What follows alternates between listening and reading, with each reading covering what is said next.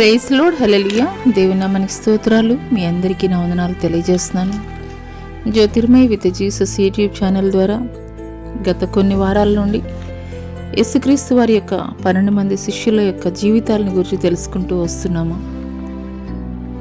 అయితే ఈరోజు ఆయన శిష్యుడైనటువంటి కనానీయుడైనటువంటి సీమోని యొక్క జీవిత చరిత్రను గురించి తెలుసుకుందాము. మరి అంతకన్నా ముందుగా ప్రార్థన చేసుకుందాము. స్తోత్రములైన మహాపరిశుద్ధుడ, మహాగణుడ, గొప్ప దేవ, నీకే వేలాది కోట్ల వందనాలు, స్తుతులు, స్తోత్రాలు చెల్లిస్తున్నాం తండ్రి. అయ్యా, ఈ యొక్క సామాజిక మాధ్యమం ద్వారా ఎంతమంది అయితే అయ్యా తండ్రి ఏకీభవిస్తున్నారో తండ్రి, వింటున్నారో తండ్రి ప్రభా, అయ్యా అదే రీతిగా మా పితరులైనటువంటి తండ్రి ఆది అపోస్తులైనటువంటి వారు ఏ రీతిగా మీ పరిచర్య నిమిత్తము వారు వాడబడినారో అదే రీతిగా ఈ యొక్క అంత్యకాల దినములలో కూడా నీ సువార్త పరిచర్య జరిగించడానికి ఘనముగా తండ్రి ప్రభా మీరు వాడుకొనడానికి తండ్రి ప్రభా మీ జ్ఞానంతో నింపి తండ్రి ప్రభా అయ్యా మమ్మల్ని వాడుకోమని నజరుడని యేసు అతి పుణ్య పరిశుద్ధ నామములో అడిగి వేడుకొనుచున్నాం తండ్రి, ఆమేన్. ప్రైజ్ లార్డ్ అండి, అందరికీ ప్రైజ్ లార్డ్. దేవుని నామం పేరిట వందనాలు తెలియజేస్తున్నాను.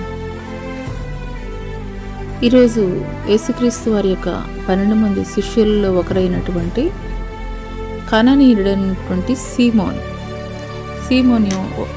యొక్క జీవిత చరిత్రను గురించి తెలుసుకుందాం.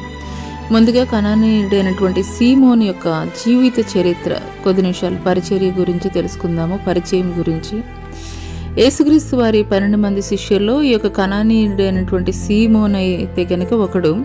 మరి ఇతన్ని జెలోతే అని కూడా పిలుస్తారు.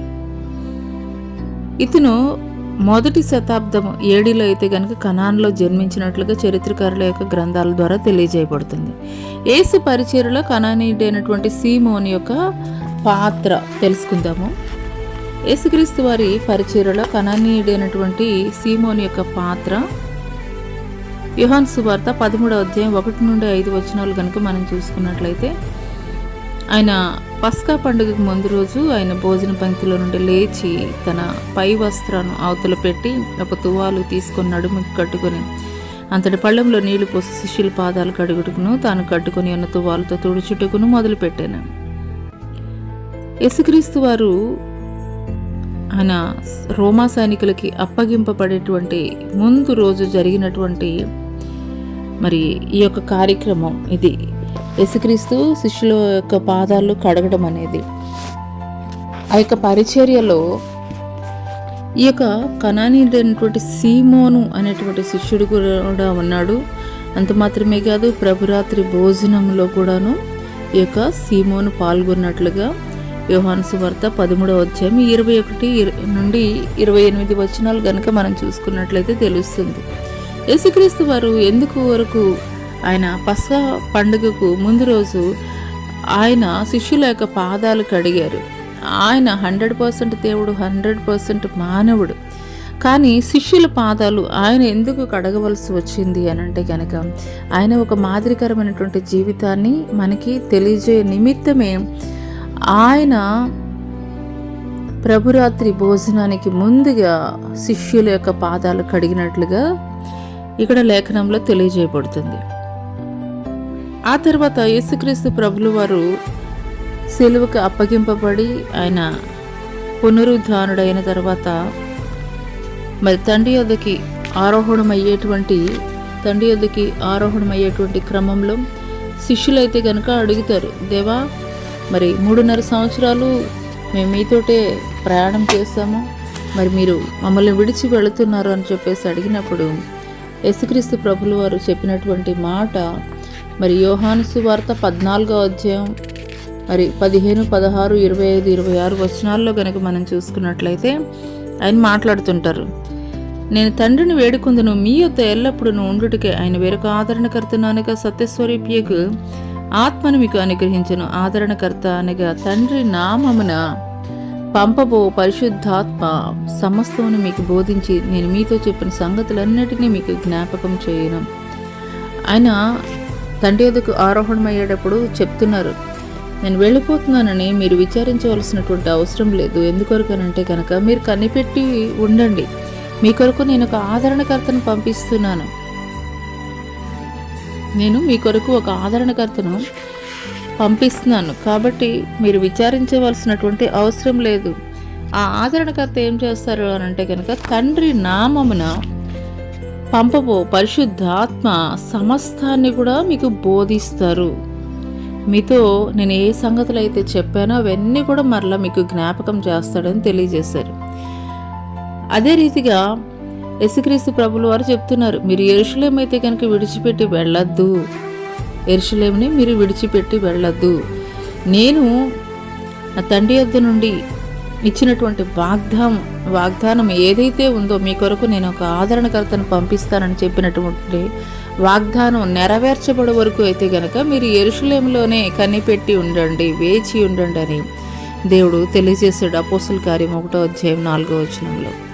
అదే రీతిగా యేసుక్రీస్తు ప్రభుల వారు చెప్పిన మాట మేరకు శిష్యులు ఏం చేశారు అని అంటే కనుక, మరి అదే అపోస్తలుల కార్యము 1:13 మరలా 2:1-4 చూసుకున్నట్లయితే, యేసుక్రీస్తు ప్రభుల వారు మరి తండ్రి యొద్దకు ఒలీవుల కొండ మీదకి వెళ్ళి మరి తండ్రి యొద్దకు ఆరోహణం అవుతున్నటువంటి క్రమంలో అయితే కనుక చెప్పారు. అదే మాటను తీసుకున్నటువంటి శిష్యులు ఆ యొక్క యెరూషలేము మేడగదిలోనే మరి యేసుక్రీస్తు వారి యొక్క 12 మంది శిష్యులతో పాటు మరి ఇంకా మరి 120 మంది కలిపి మరి అక్కడ ప్రార్థన చేస్తున్నటువంటి క్రమంలో 10వ దినము అంటే పెంతెకోస్తు పండుగ దినాన బలమైనటువంటి గాలి అగ్ని నాలుకలుగా విభాగింపబడి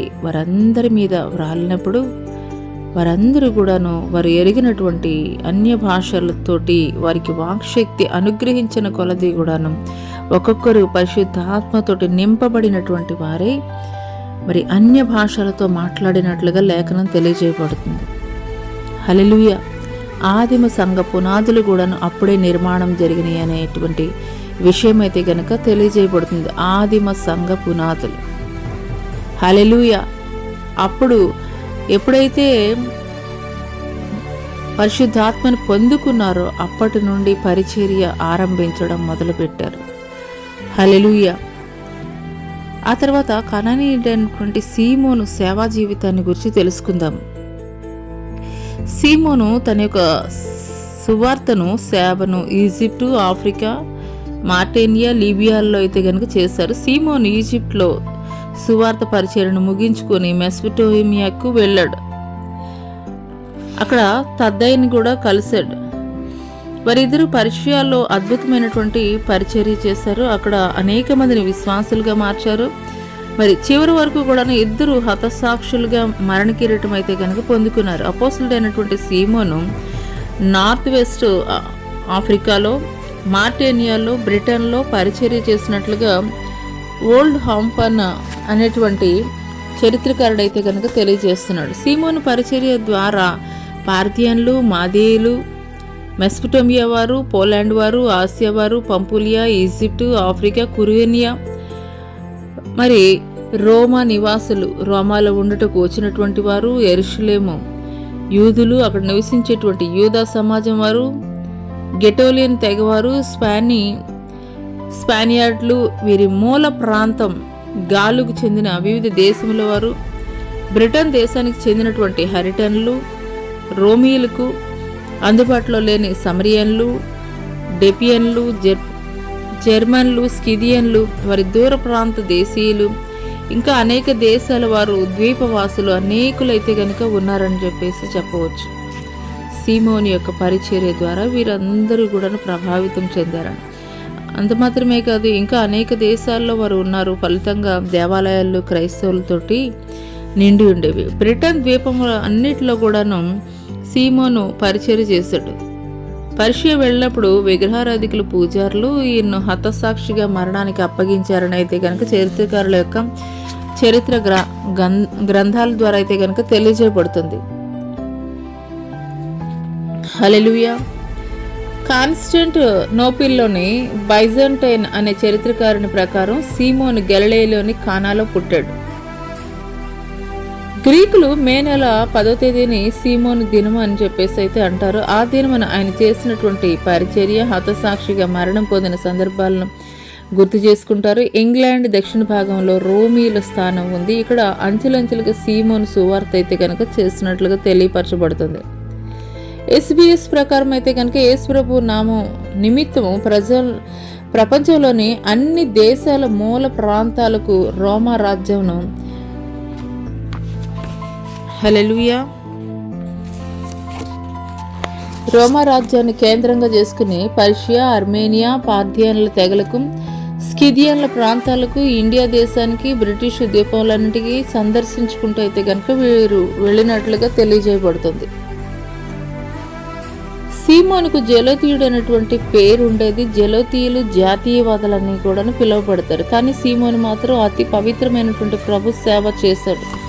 శిష్యులందరూ జాన్ మార్క్ తల్లి మరియు ఇంకా అనేక మంది 120 మంది కూడుకున్నటువంటి పరిశుద్ధాత్మను పెంతెకోస్తు పండుగ దినం రోజున పొందుకున్న తర్వాత ఎవరెవరు ఏ ప్రదేశాలకు వెళ్ళాలో, ఎలా వెళ్ళాలో నిర్ణయాలు తీసుకున్నారు అని బైబిల్ పండితులు అయితే కనుక చెప్తారు. ఇదే అంతర్జాతీయ సువార్త సేవకు ప్రారంభ దినం అని అయితే కనుక చెప్పవచ్చు. అక్కడి నుండే పరిచర్య విస్తరించబడింది. ఎక్కడెక్కడికి, ఏ ప్రాంతాలకి ఎవరెవరు వెళ్ళాలి, ఎలాగ పరిచర్య జరిగించాలి అనేది ఆదిమ సంఘ పునాదులు అయితే గనక ఆ యొక్క పరిశుద్ధాత్మను పొందుకున్న తర్వాత మాత్రమే విస్తరించబడింది. సువార్త పరిచర్య వెదజల్లబడింది ప్రపంచం నలుమూలలకి అనేటువంటి విషయం అయితే గనక చెప్పవచ్చు.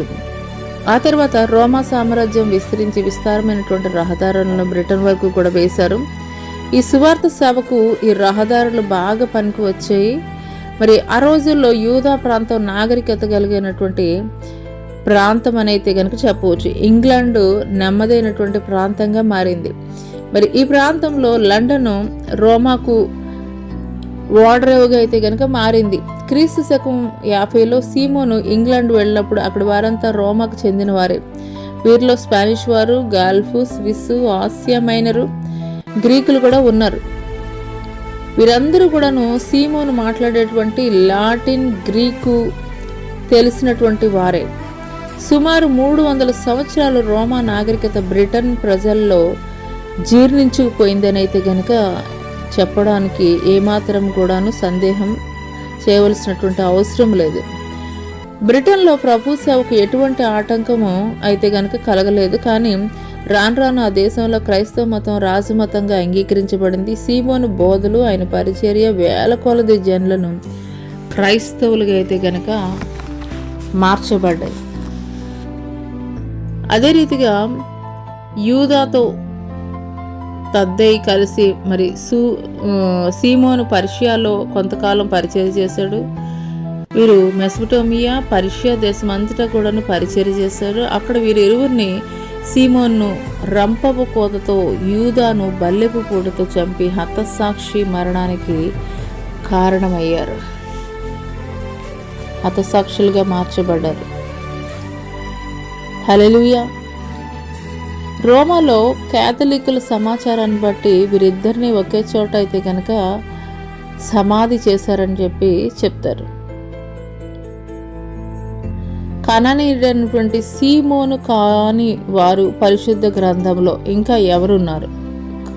ఇదే పేరు కలిగినటువంటి వారు ఇంకా ఎవరున్నారు అని అంటే కనుక మార్కు సువార్త 14వ అధ్యాయం 13వ వచనంలో బేతనియాలోని కుష్ఠరోగి అయినటువంటి సీమోను ఒకరు.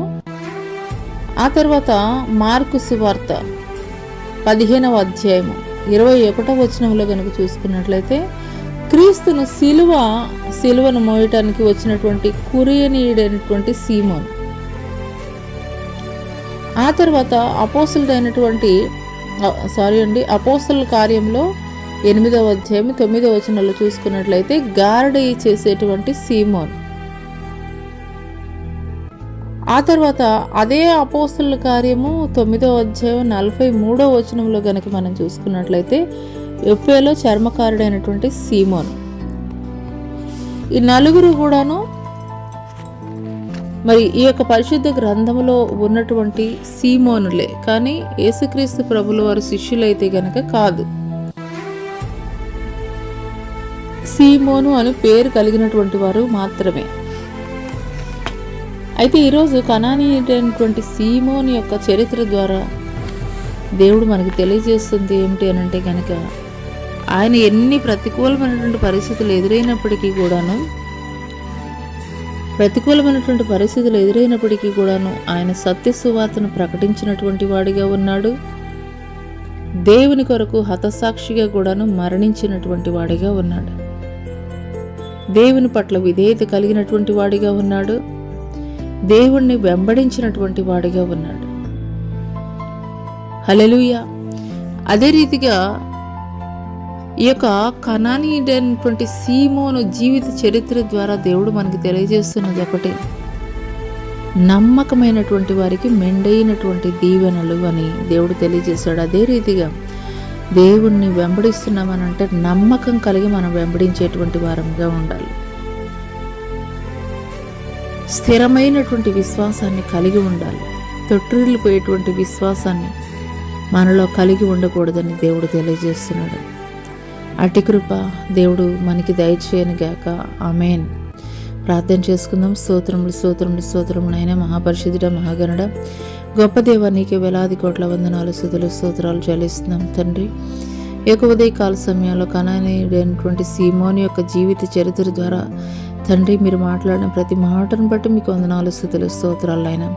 ప్రతికూలమైనటువంటి పరిస్థితులు స్థలాల్లో కూడా తండ్రి ఎటు రీతిగా నీ కొరకు పరిచర్య చేసి హతసాక్షిగా ఏ రీతిగా మరణించాడో, మరణానికి కూడా భయపడినటువంటి వ్యక్తిగా ఉన్నాడో, అదే రీతిగా తండ్రి నీ సువార్త పరిచర్యలో తండ్రి ప్రభా స్థిరమైనటువంటి విశ్వాసం కలిగి నిన్ను వెంబడించేటువంటి బిడ్డలుగా తండ్రి ప్రభా ప్రతి ఒక్కరూ మారినట్లు నీ కృప చూపించమని నజరుడైన యేసు అతి పుణ్యపరిశుద్ధ నామములో అడిగి వేడుకొనుచున్నాము తండ్రి. ఆమేన్.